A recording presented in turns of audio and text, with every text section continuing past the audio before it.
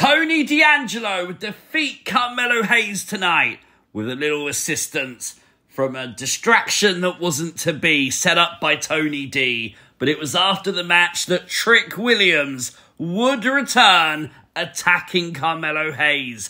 I really like that. I like the fact Tony D did this off his own back and then Trick Williams attacked.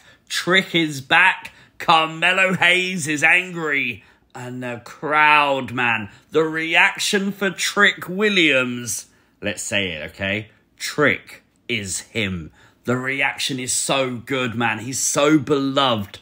How can you deny Trick Williams as him? This is things you might have missed from NXT Roadblock. Make sure you hit the like button. And if you are new to the channel, hit the subscribe button too. We need to have a conversation about Tatum Paxley. So for weeks and months now, Tatum has been chasing after Lyra Valkyria. Tonight, they went for the NXT Women's Tag Titles. But prior to that, we saw Tatum descend into madness as she was talking about after she wins the belts, she's going to go to the deepest parts of darkness, find her opponents, basically rip out their souls until they're crying, screaming in loads of agony, and she was going to torture them. This was psychotic, this was insane, and I loved every second of it. Putting the hands up next to her ears, is that very reminiscent of The Fiend in the sense that he would hear voices to tell him what to do? That psychotic episode that Bray Wyatt would go through? Is that what they're trying to say here is happening with Tatum Paxley? I love how the storytelling continued into the match with the Kabuki Warriors. Obviously, Lyra was constantly trying to calm down Tatum Paxley. It would be a huge miscommunication though. Remember, they're not officially tag team partners that would allow the Kabuki Warriors to capitalize to retain the women's tag team title belts. Post-match though, Roxanne Perez would attack Lyra Valkyria. Tatum sent to the outside of the ring, and then we'd watch as Roxanne would stomp on the arm of the NXT Women's Champion. Potentially, commentary said, breaking the arm of Lyra Valkyria. Roxanne Perez did that. Now what the hell is Tatum Paxley going to do? You got to remember, Tatum Paxley is obsessed with Lyra. We saw her snap earlier on in the show.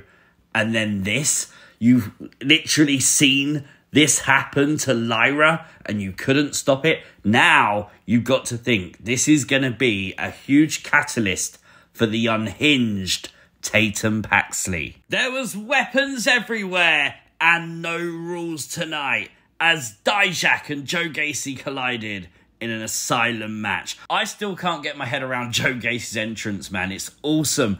Upside down, especially with a steel cage and everything. It was so trippy tonight. Love it, though. Absolutely suits him perfectly. This match was violent. There was a box that said, do not open. And, well, what do you do with a box that says, do not open? If you're Dijak, you open it. And it was a practical joke to low blow Dijak. Obviously very reminiscent of what Gacy did from under the ring a couple of weeks ago. That would lead to Gacy using the fire extinguisher on Dijak, which looked very good and much better than the start of the match when Gacy used it on himself. I don't know what happened there. He obviously pressed something he wasn't meant to press early on in the match, right? But to chance of this is crazy, Dijak would lock Gacy in a straitjacket. Gacy would somehow still be able to set up and utilize a table, and even that wouldn't stop him, as Dijak would then use duct tape around the face, the eyes, what Gacy did to Dijak before, and still Gacy would fight back. Even after picking up the victory, Dijak didn't look like he'd won the match at all. He looked like he's just very barely survived it. Have to praise that top of the cage moonsault as well by Dijak. That thing was amazing. The Wolf Dogs retain the NXT Tag Team titles. Do you know what? I really enjoy their tag title defenses more because with Bron Breakker's call-up, you know eventually they've got to lose those belts. It clearly wasn't tonight. Is it going to be stand and deliver? The commentary team mentioned they're on their path there, so it doesn't look like they're going to lose the belts before stand and deliver at least. There was a really scary spot in the match as Bron would take Duke Hudson over the announce table For a moment, I thought Vic's candy was going to be harmed, but no, we can confirm exclusively the candy box is okay. Now take note, during the match, you can see Thea Hail there on the left of the ring, and you can't really make it out, but Jacy Jayne is sat on the far side of the camera there. They weren't near each other the whole match, and after the match, Jacy would put up the L to Thea Hail behind the rest of Chase U's back, causing Thea Hail to absolutely go nuts, have a temper tantrum and storm off, leaving Chase U wondering what the hell just happened, and Jacy still insulting Thea. Either that, or Jacy Jayne joining The Rock confirmed. Tonight saw the re-debut match of Shawn Spears in NXT. This had a lot of hype behind it. There was a new mask. I think this is new. I remember him wearing one that had like white stuff on it in AEW. I don't remember this one though. Can't really get a good picture of it, but this was the best one I could get. Obviously, he took it off with the hood. She never got a clearer image. He would face off against basically a jobber making his NXT debut tonight, who he would challenge to attack him. And after he did, well, he just punished the kid. I mean, punished him. And then 1C4 later, very easy victory for Shawn Spears, who would then say that he's here to hold up a mirror to humanity, saying that Holland, when he looks in the mirror, doesn't like what he sees. However, he's comfortable with his reflection. Ridge would then come out, the assault would begin, and it was Shawn Spears allowing Ridge to do all this. In fact, he even passed him the chair. Ridge thought about it. He didn't swing for Shawn Spears. Ridge throwing the chair down. This is Shawn Spears getting into the mind of Holland. And tonight, for sure, it was successful. Some interesting information, though. Obviously, the jobber that Shawn Spears would face tonight, Uriah Connors, is actually Brogan Finlay, the son of Fit Finlay. Very surprising that he was put in this position. There was a lot of hype for his debut in NXT.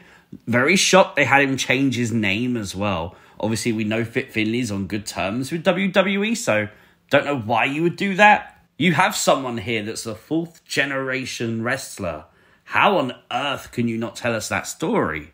That makes no sense. He's got wrestling literally in his DNA. Fallon Henley would defeat Blair Davenport tonight in one-on-one action with the assistance of Sol Ruca. Sol Ruca is back. She did 100% cost Blair Davenport the match. She attacked her on the outside. Obviously, the story here being that Blair Davenport cost Sol Ruca nearly a year of her career. So this is revenge. And now, obviously, this feud's going to play out too. I'm okay with that. No Quarter Catch crew revealed tonight that they as a collective will defend the NXT Heritage Cup. That any one of them could defend it. William Regal would return to NXT to get into the ring with his son, Charlie Dempsey, and he would ask him to defend it with the honour it deserves. He'd talk about the heritage of the Heritage Cup. Charlie Dempsey would just say, "I will defend it better than you ever could." And then William Regal would just laugh. Is William Regal going to join the No Quarter Catch crew? Could he manage them? Could he pull Charlie Dempsey away from them, potentially? Huge show tonight for NXT. Absolutely loved it. Lots of build for Stand and Deliver. Felt very special as well. Very easy. 9 out of 10 from me. Let me know your thoughts in the comments down below. If you are new to the channel, hit the subscribe button. Turn on notifications. Give me a like on the video because I remembered to record the outro. Catch you next time. Peace!